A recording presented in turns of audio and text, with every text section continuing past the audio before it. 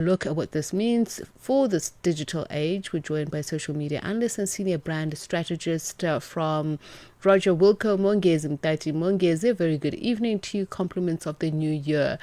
So this action by the UK and Australia to ban social media for teens, there obviously would have been research done.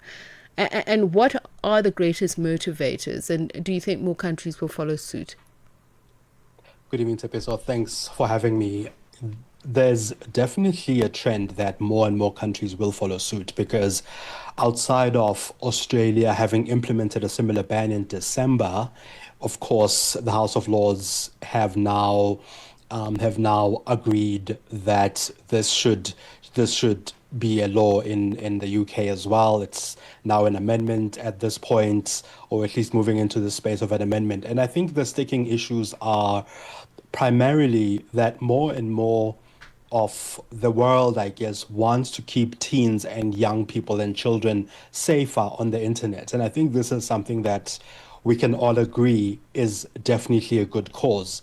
There are, of course, arguments on both sides as to whether a ban is the best way to go about it, or whether the platforms themselves should make it safer for children and young people. And up to this point, the platforms have tried but haven't really been successful in making social media safer for children and young people. So there's definitely a trend towards the rest of the world almost moving in this direction, or this wave coming for these platforms. And I'm just wondering about you know, the margins of success in terms of limiting screen time for young people. We know that they're very savvy, not only in working these digital tools, but they even teach us as adults how to navigate again. Is it something that can be implementable, really?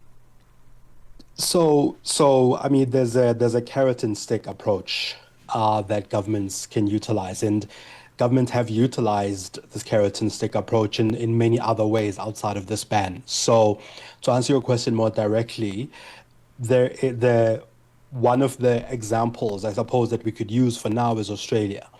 The Australian government seems to suggest that 5 million accounts have been locked, or at least closed, since the ban started.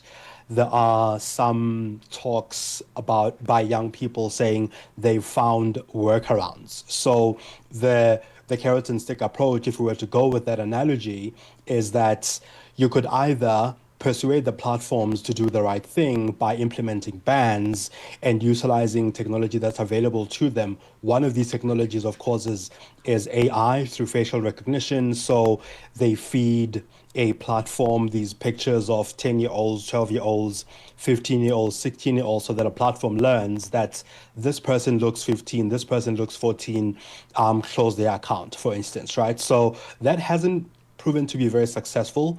But the other side of it is fines. So if a platform is fined in a part of the world and that platform doesn't comply, the government can take further steps like ensuring that the platform isn't available in a country, and all of these other things. And of course, platforms don't want to lose the profits and ad revenue that some of these countries offer. So sometimes they will avoid the ban, or rather, they will avoid the fine by ensuring that they enforce the ban as much as possible.